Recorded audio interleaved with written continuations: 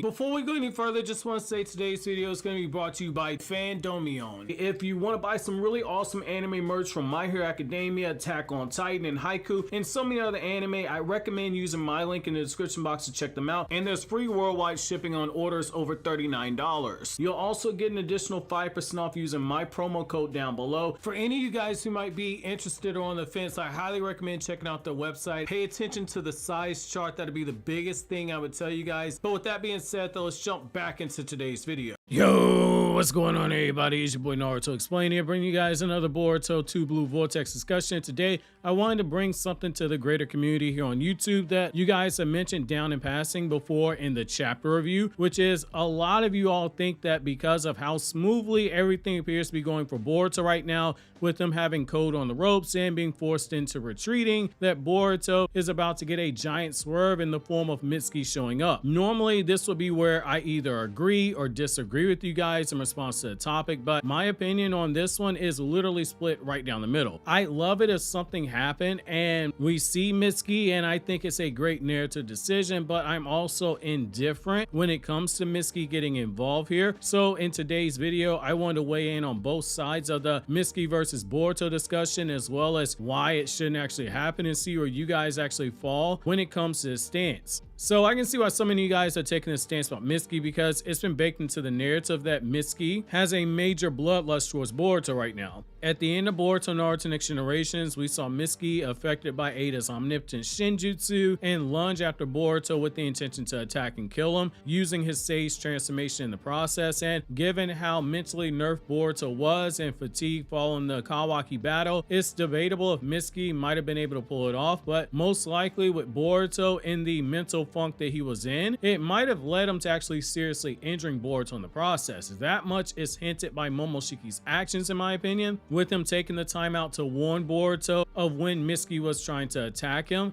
If Momoshiki felt certain that Boruto could survive this encounter, he would have not needed to warn Boruto. He will let Boruto do Boruto, but due to both of their lives being connected to each other, it makes sense if he saw a true danger that he offered warning for Boruto to dodge the attacks to keep him safe, because if anything happens to Boruto, Momoshiki dies alongside him. You can't really have Kawaki take note of Mitsuki's bloodlust being so uncontrollable and dense that it was hard for Kawaki to breathe when he's around him, without ever truly paying it off, especially given how motivated Mitsuki is to take down Boruto. It's one of those things where when you look at it, it's definitely the true classic example of a Chekhov's gun, because that is a very strong statement, and it's hinting at Mitsuki being a deeper sleeper candidate for being one of the members of Team 7 who has gotten up to that power level that is required to fight against Otsutsuki. Having that strong of a motivator, the feeling of betrayal that comes from believing a comrade who you previously accepted into your team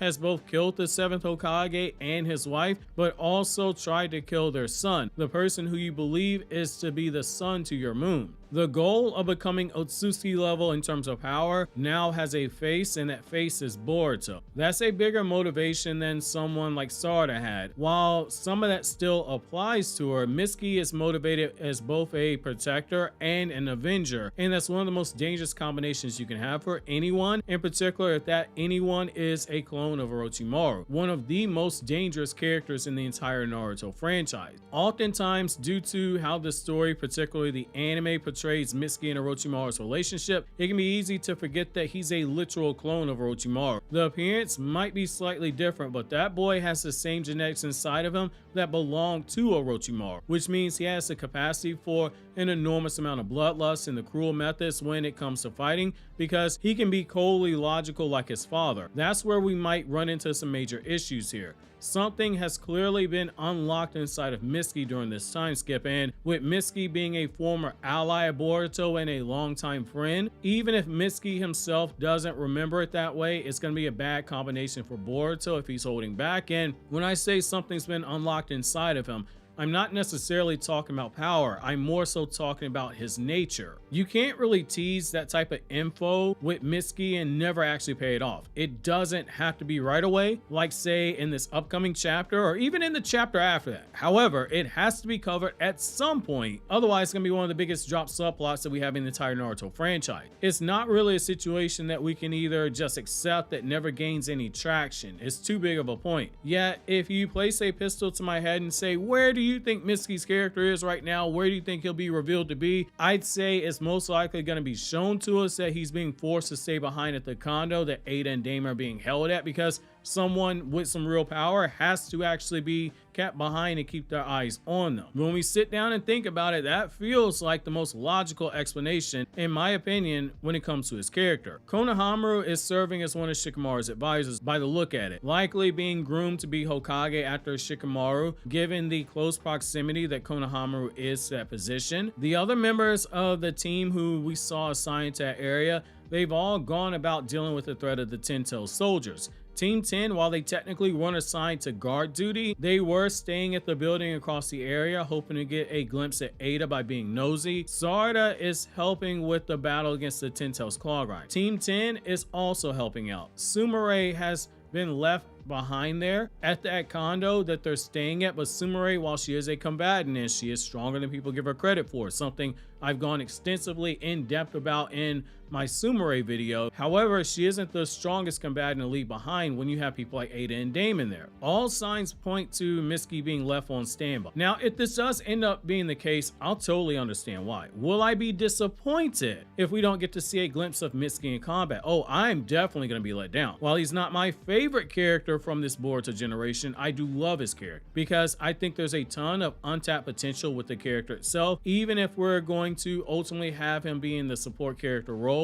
where he's at best like someone akin to Killer B, who gets to dust up eventually with the other main characters the way that B did against Sasuke, and assists in the battles with some of the antagonists later on, even if he ends up getting hard carried the same way that Naruto and Kakashi and Guy carried B, in particular when there was a bad matchup. There's something to what we're seeing here with Mitsuki and how he's being used. I think your best narrative decision is to hold Mitsuki out for a bit, because he has the potential to be one of those characters who moves the story along in a good way. There are a few different ways you can have him play into being that chaos disruptor, and the narrative has actually planted seeds for this to be the case.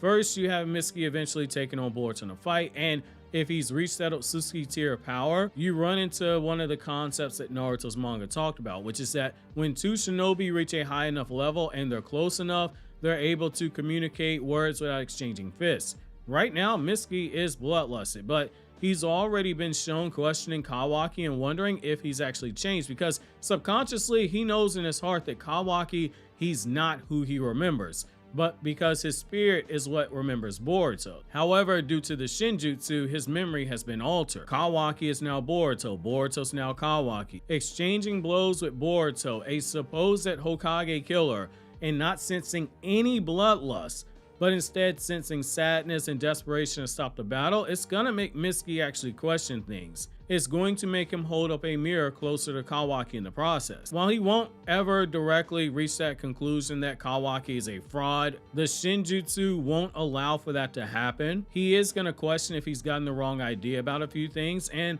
that's all that's going to be needed to start that domino effect, especially since as Sarada's teammate, he knows that she's been vocal about there being more to the story, and he saw Sarada trying to prevent him from attacking Boruto in the time skip. I do think that is something that could work narratively, and I think in terms of being a matchup nightmare, Mitsuki is only in that category because it's a mental nerf that's going to be imposed on Boruto. Again, this is all hypothetical, assuming that those two do come to blows, and I say this for this reason. Look at the way that Boruto's expression changed when he saw Himawari. That's a sign that there are still signs of that old compassionate Boruto hidden behind this oh so serious version of the character. It's different than seeing Shikadai, a childhood friend, because when you have a teammate like Mitsuki, someone who you've gone on countless battles with and missions with and fought and shed blood with and trained with, it forms a deeper bond than anything you put into words, and it's a bond that's going to resonate with the spirit when the time to exchange blows happens. And